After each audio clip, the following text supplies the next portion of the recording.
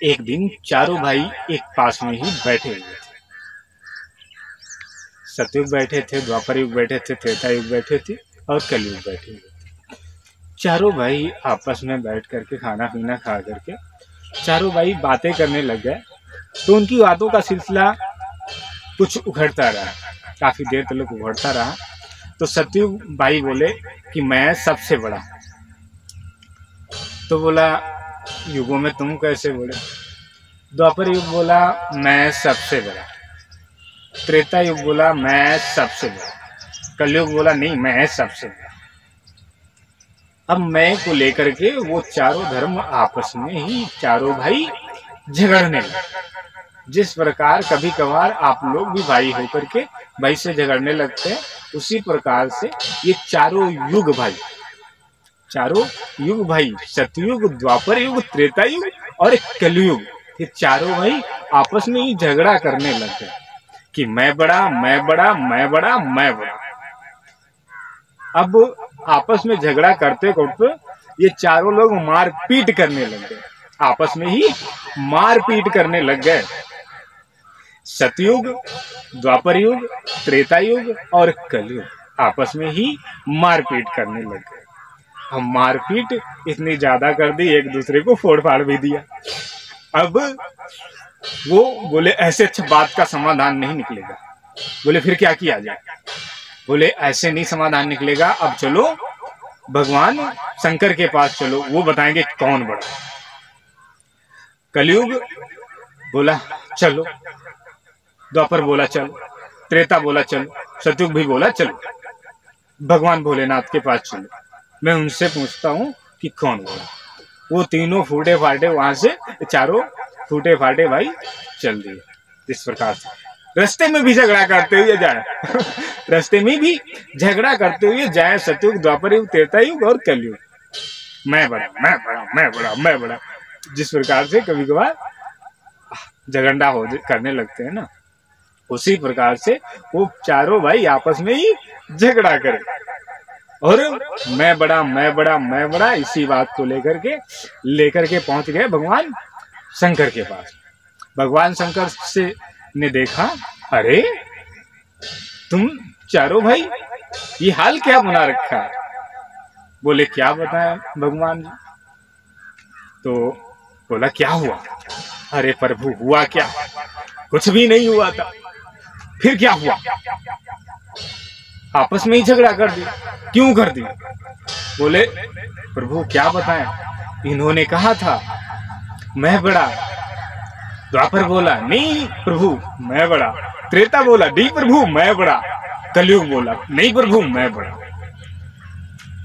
तो बोले भोलेनाथ बोले कि अच्छा तुम सभी लोग आपस में ही अपने आप को बड़े बताए जा रहे हो, आपस में ही लड़े जा रहे हो, मैं इसका कुछ ना कुछ आपको हल जरूर कर देता। तो बोला हाँ प्रभु हल जरूर करो, नहीं तो हम लोग आपस में ही लड़के मर जाएंगे कि मैं बड़ा, मैं बड़ा, मैं बड़ा, और किसी को समझ ही नहीं आया। उन्होंने अपने यमदूत से कहा एक काम करो, तुम जाकर के बड़ा सा चूल्हा लेके आओ और बड़ा सा कढ़ाई लेके आओ, बड़ा सा रोटी और थालियां भी बड़ा बड़ा लेके आओ। बोले इसमें सभी को खिचड़ी पका पका कर सभी भक्तजनों को, हमारे जितने भी यहाँ पे हैं सभी को तुम लोगों को खिलानी है, अपने युग के इंसानों से यानी खिलवानी है। तो बोले ठीक है, इसमें कौन सी बड़ी बात है। पहले सबसे बड़ा भाई सतयुग खिचड़ी पकाया और सतयुग का इंसान 10 फुट लंबा चौड़ा, हाथी के जैसा बलवान दिखने वाला, और उसने कढ़ाई को उठाया और सभी को चिमचा उठाकर के परोस दिया। सभी चिमचा था 10 कुंटल का, अब 10 कुंटल का चिमचा सतयुग का इंसान ने आराम से उठाकर सभी के भक्तजनों को खिला दिया। उसके बाद द्वापर युग की बारी है। द्वापर युग का इंसान 7.5 फुट का, द्वापर फुट का इंसान 7.5 फुट का। उसके बाद वो आया तो वो सभी खिचड़ी बनाया और सभी को जैसे तैसे करके परोस दिया। अब त्रेता युग का इंसान वो कमजोर इंसान, तो वो कमजोर इंसान थोड़ा घना, अब 10 कुंटल की वो चमचा, अब बेचारा उठाया तो उठाया कैसे, कांख पात के जैसे तैसे पका के उठा दिया। उठा के जैसे तैसे खिलाया। अब भगवान सभी लोग देख रहे हैं, बोले हाँ कलयुग अब तुम्हारी बारी। कलयुग ने कहा कोई बात नहीं महाराज। कलयुग बैठा रहा, बोला ऐसा करो, तुम जाओ वो चावल अपने हाथ ही धुलाओ और इसमें डाल दो। चावल धो करके डाल दिए उसमें, चावल धो करके डाल दिए उसमें, और बोला और भी काम करना है। अरे बोले काम करे रहा, हम तुमको 2 आना देंगे। कलयुग बोला हम तुमको 2 आना देंगे, काम करेगा तुम, हम जो बताएं वो तुमको करते रहो। उसने क्या किया पैसे के लिए काम करना चालू कर दिया, गधे की तरह जुट गया, फटाफट से खिचड़ी बना करके सब कुछ दे दिया। अब वो 10 कुंटल का चिमचा वो कलयुग के इंसान से कहाँ मसने वाला। कलयुग के इंसान ने बुद्धि लगाई, बोला ये कैसे हमसे। सतयुग के इंसान के पास गया 10 फुट वाले, चलो हम तुमको 10 पैसा देंगे, सभी को खिचड़ी परस के तुमको खिलाना है।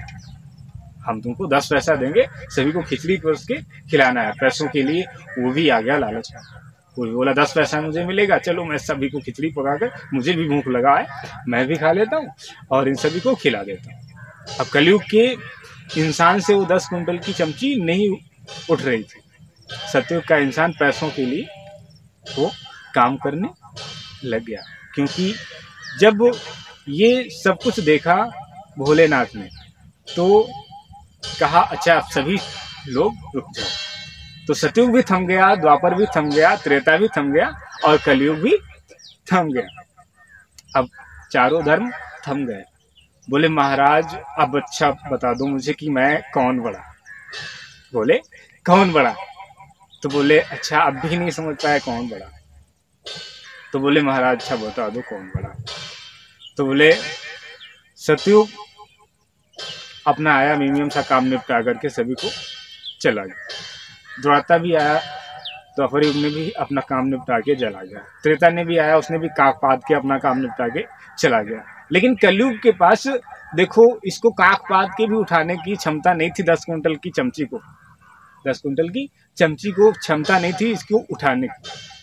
अब ये इसने कैसे उठाया, देखो ये कितना ज्ञानिष्ठ है। कलयुग का इंसान कितना ज्ञानिष्ठ है। कलयुग सबसे बड़ा ज्ञानी है। विज्ञान का जमाना होगा, लोग जिस प्रकार से ये इसने अभी बुद्धि का प्रयोग किया, अभी प्रेजेंट टाइम चल रहा है कलयुग का, जिस प्रकार अभी इसने प्रयोग किया है, जब कलयुग का समय आएगा तो क्या से क्या हो जाएगा। विज्ञान का यानी जमाना सबसे ज्यादा हो जाएगा, इंसान सबसे ज्ञानिष्ठ हो जाएगा। तो उन्होंने कहा कि कौन महाराज अब तो बता दो कौन बड़ा। तो बोले सबसे बड़ा छोटा भाई तुम्हारा। कौन? कलयुग। बोले सच में महाराज जी मैं बड़ा नहीं। उस तीनों भाइयों रोने लग गए। सतयुग भी रोने लग गया, द्वापर भी रोने लग गया, त्रेता भी रोने लग गया। कलयुग ने अपनी बल्ले बल्ले बचाई। कलयुग ने अपनी बल्ले बल्ले बचाई। बोला मैं जीत गया। बोला मैं जीत गया, क्योंकि वास्तव में कलयुग देखो जीत गया। चलिए अच्छा हम आपको फिर से मिलते हैं। ये कहानी यहीं पे समाप्त हो गई है। हम आपको फिर से मिलते हैं अपनी नेक्स्ट कहानी के साथ में। तब तक के लिए आप अपना रखेंगे ध्यान, अपने परिवारजनों का रखेंगे ध्यान। ये नरेंद्र कहानीकार आपको फिर से मिलेंगे अपनी नेक्स्ट कहानी के साथ में। तब तक के लिए प्यारे मित्रों आपको नरेंद्र कहानीकार का नमस्कार।